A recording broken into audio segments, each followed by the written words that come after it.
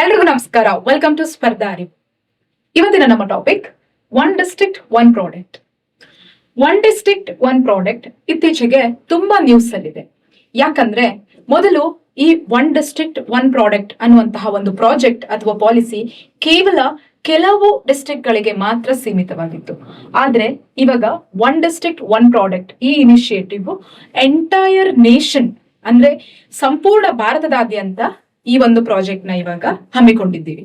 ಅಂದ್ರೆ ಪ್ರತಿಯೊಂದು ಡಿಸ್ಟ್ರಿಕ್ಟ್ ಗಳಲ್ಲೂ ಕೂಡ ಯಾವ ಯಾವ ಪ್ರಾಡಕ್ಟ್ ಇಂಪಾರ್ಟೆಂಟ್ ಅನ್ನುವಂಥದ್ದನ್ನ ಒಂದು ಗುರುತಿಸಿ ಓವರ್ ಆಲ್ ಎಲ್ಲಾ ಸ್ಟೇಟ್ ಗಳಲ್ಲಿ ಎಲ್ಲಾ ಡಿಸ್ಟ್ರಿಕ್ಟ್ ಗಳಲ್ಲಿರುವಂತಹ ಮೇಜರ್ ಪ್ರಾಡಕ್ಟ್ಸ್, ಅದು GI ಟ್ಯಾಗ್ ಇರುವಂತದ್ದಾಗಿರ್ಬೋದು, ಹ್ಯಾಂಡಿಕ್ರಾಫ್ಟ್ ಪ್ರಾಡಕ್ಟ್ ಆಗಿರಬಹುದು, ಅಗ್ರಿಕಲ್ಚರ್ ಪ್ರಾಡಕ್ಟ್ ಆಗಿರ್ಬೋದು, ಅಥವಾ ಫುಡ್ ಐಟಮ್ಸ್ ಆಗಿರ್ಬೋದು, ಈ ತರ ಯಾವುದು ಆ ಒಂದು ಪ್ರದೇಶದಲ್ಲಿ ಅತ್ಯುತ್ತಮವಾದ ಒಂದು ಸ್ಥಾನಮಾನವನ್ನು ಪಡೆದಿರುತ್ತೆ ಆ ಒಂದು ಪ್ರಾಡಕ್ಟ್ ನ ಗುರುತಿಸಿ ಅದನ್ನ ಡೆವಲಪ್ಮೆಂಟ್ ಮಾಡೋದು ಹೇಗೆ ಅನ್ನುವಂತಹ ಒಂದು project this one district one product ಅನ್ನುವಂತಹ ಒಂದು ಪ್ರಾಜೆಕ್ಟ್. ಸೊ ಮೊದಲನೇದಾಗಿ ಇದು ಸ್ಟಾರ್ಟ್ ಆಗಿದ್ದು ಉತ್ತರ ಪ್ರದೇಶಲ್ಲಿ 2018 ಅಲ್ಲಿ ಈ ಒಂದು ಪ್ರಾಜೆಕ್ಟ್ ಸ್ಟಾರ್ಟ್ ಆಯ್ತು. ಒನ್ ಡಿಸ್ಟ್ರಿಕ್ಟ್ ಒನ್ ಪ್ರಾಡಕ್ಟ್ ಅನ್ನುವಂಥದ್ದು. ಈಗ ಜನವರಿ 2026 ಅಲ್ಲಿ ಈ ಒಂದು ಪ್ರಾಜೆಕ್ಟ್ ನ ನೇಷನ್ ವೈಡ್ ಎಕ್ಸ್ಪಾನ್ಷನ್ ಮಾಡಿದ್ದಾರೆ. ಎಕ್ಸಾಮ್ ಪಾಯಿಂಟ್ ಆಫ್ ವ್ಯೂ ಈ ಒಂದು ಒನ್ ಡಿಸ್ಟ್ರಿಕ್ಟ್ ಒನ್ ಪ್ರಾಡಕ್ಟ್ ಅನ್ನುವಂತಹ ಒಂದು ಕಾನ್ಸೆಪ್ಟ್ ಆಗಲಿ ಅಥವಾ ಒಂದು ಪ್ರಾಜೆಕ್ಟ್ ಆಗಲಿ ತುಂಬಾ ಇಂಪಾರ್ಟೆಂಟ್ ಆಗುತ್ತೆ. ಯಾಕಂತಂದ್ರೆ ಇದು ಸೆಲ್ಫ್ ರಿಲಯಂಟ್ ಅಂದ್ರೆ ಇಂಡಿಯಾ ತನ್ನ ಎಲ್ಲಾ ಪ್ರಾಡಕ್ಟ್ಸ್ ಗಳನ್ನು ತಾನೇ ಪ್ರೊಡ್ಯೂಸ್ ಮಾಡುವಂತಹದ್ದು ಅಥವಾ ತಾನೇ ಬೆಳೆದು ಬೇರೆಯವ್ರ ಮೇಲೆ ಡಿಪೆಂಡೆಂಟ್ ಆಗದೆ ಇರುವಂತಹ ಒಂದು ಪ್ರಾಜೆಕ್ಟ್ ಅಂಡರ್ ಅಲ್ಲಿ ಈ ಒಂದು ಒನ್ ಡಿಸ್ಟ್ರಿಕ್ಟ್ ಒನ್ ಪ್ರಾಡಕ್ಟ್ ಅನ್ನುವಂತಹ ಒಂದು ಪ್ರಾಜೆಕ್ಟ್ ಬರುತ್ತೆ. ಸೊ ಇಲ್ಲಿ ನಾವು ಈ ಒಂದು project one district one product ಅನ್ನುವಂತಹ ಒಂದು ಸ್ಕೀಮ್ ಮಿನಿಸ್ಟ್ರಿ ಆಫ್ ಕಾಮರ್ಸ್ ಕೆಳಗೆ ಬರುತ್ತೆ. ಯಾಕಂದ್ರೆ ನಮ್ಗೆಲ್ರಿಗೂ ಗೊತ್ತೇ ಇದೆ, ಎಕ್ಸಾಮ್ ಅಲ್ಲಿ ಕೇಳುವಂತಹ ಒಂದು ಪ್ರಶ್ನೆ ಒನ್ ಡಿಸ್ಟ್ರಿಕ್ಟ್ ಒನ್ ಪ್ರಾಡಕ್ಟ್ ಯಾವ ಮಿನಿಸ್ಟ್ರಿ ಕೆಳಗೆ ಬರುತ್ತೆ ಅಂತ. ಸೊ ಎಕ್ಸಾಮ್ ನ ಇನ್ನೂ ಸ್ವಲ್ಪ ಟಫ್ ಮಾಡ್ಬೇಕಂತಂದ್ರೆ they will go for which department, ಯಾವ ಡಿಪಾರ್ಟ್ಮೆಂಟ್ ಇಂದ ಈ ಒಂದು ಪ್ರಾಡಕ್ಟ್ ಈ ಸ್ಕೀಮು ಯಾವ ಡಿಪಾರ್ಟ್ಮೆಂಟ್ ಅಂಡರ್ ಅಲ್ಲಿ ಬರುತ್ತೆ ಅಂತ. Ministry of commerce and industry, department of promotion for industry and internal trade, department for promotion for industry and internal trade. So ಇದೆರಡು ನೀವು ನೆನ್ಪಿಟ್ಕೊಬೇಕು. ಮೊದಲನೇದಾಗಿ ಈ ಪ್ರಾಜೆಕ್ಟು ಅಥವಾ ಈ ಸ್ಕೀಮು ಯಾವ ಮಿನಿಸ್ಟ್ರಿ ಕೆಳಗೆ ಬರುತ್ತೆ, ಅದಾದ್ಮೇಲೆ ಯಾವ ಡಿಸ್ಟ್ರಿಕ್ಟ್ ಕೆಳಗೆ ಬರುತ್ತೆ. ನೆಕ್ಸ್ಟ್ ಕ್ವಶನ್, ಈ ಒನ್ ಡಿಸ್ಟ್ರಿಕ್ಟ್ ಒನ್ ಪ್ರಾಡಕ್ಟ್ ಅನ್ನುವಂತಹ ಒಂದು ಸ್ಕೀಮ್ ನ ನಾವು ಎಲ್ಲಿಂದ ಇನ್ಸ್ಪೈರ್ ಆದ್ವಿ? ಅದು ಜಪಾನ್ ದೇಶದ ಒನ್ ವಿಲೇಜ್ ಒನ್ ಪ್ರಾಡಕ್ಟ್ ಈ ಒಂದು ಸ್ಕೀಮ್ ಅಲ್ಲಿ ನಾವು ಇನ್ಸ್ಪೈರ್ ಆಗಿ ನಮ್ಮ ದೇಶದಲ್ಲೂ ಕೂಡ ಒನ್ ಡಿಸ್ಟ್ರಿಕ್ಟ್ ಒನ್ ಪ್ರಾಡಕ್ಟ್ ಅನ್ನುವಂತಹ ಒಂದು ಸ್ಕೀಮ್ ನ ನಾವು ಜಾರಿಗೆ ತಂದ್ವಿ. ಸೊ ಇಲ್ಲಿ ನೆನ್ಪಿಟ್ಕೊಳ್ಬೇಕಾಗಿರೋ ಫ್ಯಾಕ್ಟ್ಸ್, ಜಪಾನಿಂದ ನಾವು ಇನ್ಸ್ಪೈರ್ ಆಗಿ ತಂದಿದಂತಹ ಒಂದು ಸ್ಕೀಮ್ ಇದು. ಅದಾದ್ಮೇಲೆ ಯಾವ ಮಿನಿಸ್ಟ್ರಿ ಕೆಳಗೆ ಬರುತ್ತೆ, ಅದಾದ್ಮೇಲೆ ನೆಕ್ಸ್ಟ್ ಯಾವ ಮಿನಿಸ್ಟ್ರಿ ಕೆಳಗೆ ಬರುತ್ತದೆ, ಅದಾದ್ಮೇಲೆ ನೆಕ್ಸ್ಟ್ ಯಾವ ಒಂದು ಡಿಪಾರ್ಟ್ಮೆಂಟ್ ಕೆಳಗೆ ಈ ಒಂದು ಪ್ರಾಡಕ್ಟ್ ಬರುತ್ತೆ ಅಂತ. Next you have to remember transforming local into global.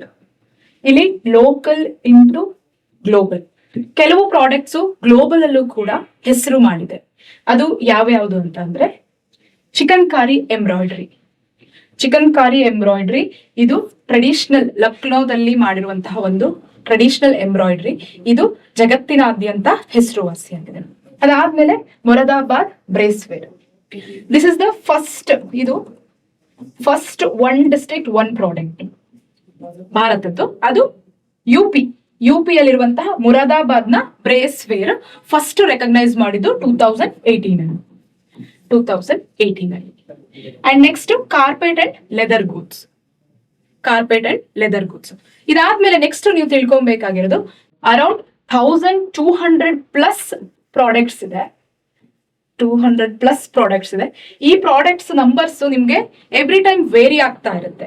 So exam near by ಇದ್ದಾಗ ಯಾವ್ದು ಒಂದು ಡೇಟಾ ಇರುತ್ತೆ, ಕನ್ಸಿಡರ್ ದಟ್ ಡೇಟಾ.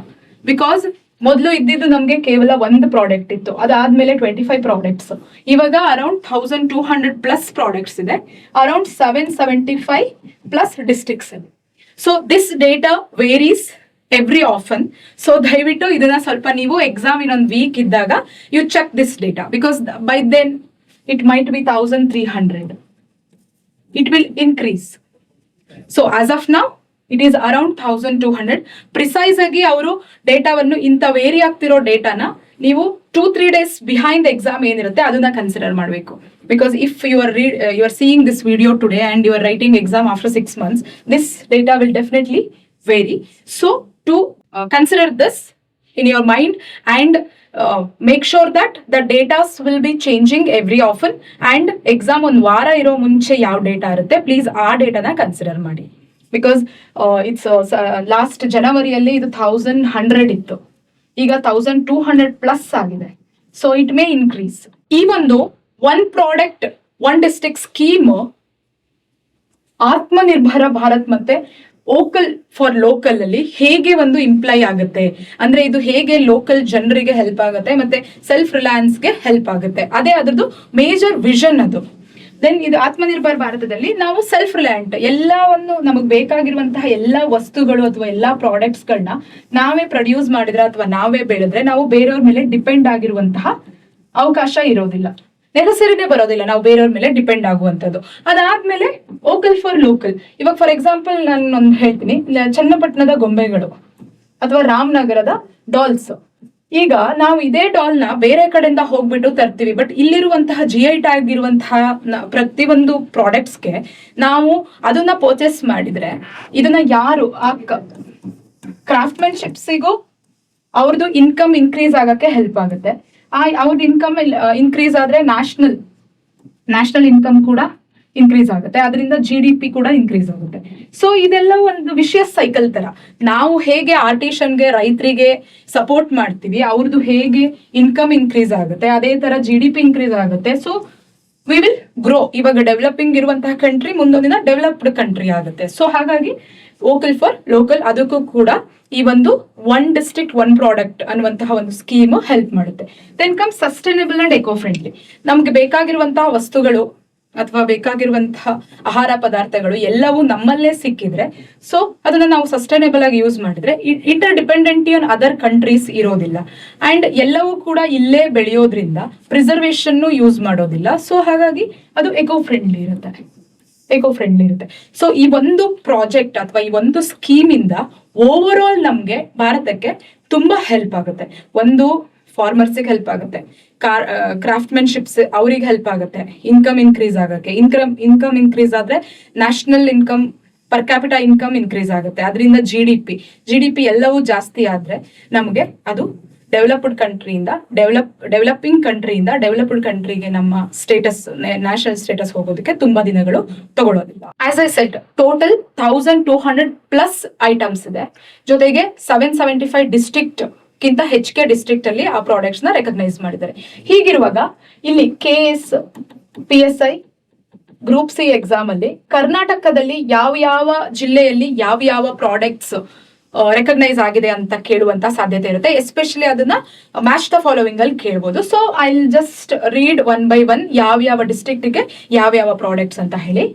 ಮೊದಲನೇದಾಗಿ ಬೀದರ್ದು ಬಿದ್ರಿ ವೇರು ಇದು ಡೆಕೋರೇಷನ್ ಐಟಮ್ಸ್. ಹಿಂದಿನ ಕಾಲದಲ್ಲಿ ರಾಜರೆಲ್ಲ ಯೂಸ್ ಮಾಡ್ತಿದ್ರು. ಡೈನಿಂಗ್ ಟೇಬಲ್ ಮೇಲಿರುವಂತಹ ಆ ಸಣ್ಣದು ವೇಸ್ ಆಗಿರ್ಬೋದು ಅಥವಾ ಜಗ್ ಆಗಿರ್ಬೋದು, ಇದು ಒಂದು ಆಕ್ಚುಲಿ ಕಂಚಿನಿಂದ ಮಾಡಿರ್ತಾರೆ, ಕಂಚು ಮತ್ತೆ ಸಿಲ್ವರ್ದು ಆಲೆಯಿಂದ ಮಾಡಿರ್ತಾರೆ. ಸೊ ತುಂಬಾ ಚೆನ್ನಾಗಿರುತ್ತೆ ನೋಡಕ್ಕೆ. ಅಂಡ್ ನೆಕ್ಸ್ಟ್ ಕಲಬುರ್ಗಿದು ಶಹಬಾದ್ ಸ್ಟೋನ್ಸ್. ಈ ಶಹಬಾದ್ ಸ್ಟೋನ್ಸ್ ನ ಫ್ಲೋರಿಂಗ್ ಯೂಸ್ ಮಾಡ್ತಾರೆ, ಸ್ವಲ್ಪ ಕೂಲ್ ಮಾಡುತ್ತೆ ಅದು ಫ್ಲೋರ್ ನ. ಸೊ ಹಾಗಾಗಿ ಅಂಡ್ ಕಾಸ್ಟ್ ಕೂಡ ಕಮ್ಮಿ ಇರುತ್ತೆ ಕಂಪೇರ್ ಟು ಮಾರ್ಬಲ್ಸ್ ಅದಕ್ಕೆಲ್ಲ ಕಂಪೇರ್ ಮಾಡಿದ್ರೆ. ದೆನ್ ಯಾದಗಿರಿಯಲ್ಲಿ cotton and cotton based product. ಅಲ್ಲಿ ಕಾಟನ್ ನ ಬೆಳೆಯೋದ್ರಿಂದ ಅಲ್ಲಿ ಕಾಟನ್ ಬೇಸ್ಡ್ ಪ್ರಾಡಕ್ಟ್ ನ ಆಕ್ಚುಲಿ ಜನರೇಟ್ ಡೆವಲಪ್ ಮಾಡಬೇಕು ಅನ್ನೋದು ಕಲಬುರ್ಗಿಯಲ್ಲಿ. ನೆಕ್ಸ್ಟ್ ಬಾಗಲಕೋಟಲ್ಲಿ ಇಲ್ಕಲ್ ಸ್ಯಾರಿ ನಮ್ಗೆಲ್ರಿಗೂ ಗೊತ್ತಿದೆ, ಇದು ವರ್ಲ್ಡ್ ವೈಡ್ ಫೇಮಸ್ ಇದೆ, GI ಟ್ಯಾಗ್ ಕೂಡ ಸಿಕ್ಕಿದೆ. ನೆನ್ನು ವಿಜಯಪುರದಲ್ಲಿ ಅಗ್ರಿಕಲ್ಚರಲ್ ಇಂಪ್ಲಿಮೆಂಟ್ಸ್, ಈಗ ಒಂದು ನೇಗಿಲು, ನೊಗಗಳು ಅಥವಾ ಗುದ್ದಲಿ ಅಂತದೆಲ್ಲವೂ ಕೂಡ ವಿಜಯಪುರಲ್ಲಿ ಇದೆ. ಅಲ್ಲಿರುವಂತಹ ಅದನ್ನ ಇಂಪ್ರೂವ್ ಮಾಡೋದು. ದೆನ್ ಗದಗಲ್ಲಿ ಟೆಕ್ಸ್ಟೈಲ್, ಉತ್ತರ ಕನ್ನಡದಲ್ಲಿ ಆಯುರ್ವೇದಿಕ್ ಮೆಡಿಸಿನಲ್ ಪ್ಲಾಂಟ್ಸ್ ಐಟಮ್ಸ್. ಯಾಕಂದ್ರೆ ಅಲ್ಲಿ ನಿಮ್ಗೆ small medicinal plant Uttara Kannada district ಅಲ್ಲಿ ಸಿಗೋದ್ರಿಂದ ಆ ಪ್ರಾಡಕ್ಟ್ಸ್ ನೇ ಡೆವಲಪ್ ಮಾಡಬೇಕು ಅಂತ. ನೆಕ್ಸ್ಟ್ ದಕ್ಷಿಣ ಕನ್ನಡದಲ್ಲಿ textile processing. It's a processing, not textile ಇದಲ್ಲ, ಮ್ಯಾನುಫ್ಯಾಕ್ಚರಿಂಗ್ ಅಲ್ಲ, ಪ್ರೋಸೆಸ್ ಮಾಡೋದು. ಈಗ ಡೈಯಿಂಗ್ ಮಾಡೋದಾಗಿರ್ಬೋದು, ಇನ್ನೊಂದು ಯಾಕಂತಂದ್ರೆ ಅಲ್ಲಿ ಸಮುದ್ರ ಹತ್ತಿರವಾಗಿರೋದ್ರಿಂದ ನೀರಿನ ಕೊರತೆ ಇರೋದಿಲ್ಲ, ಹಾಗಾಗಿ.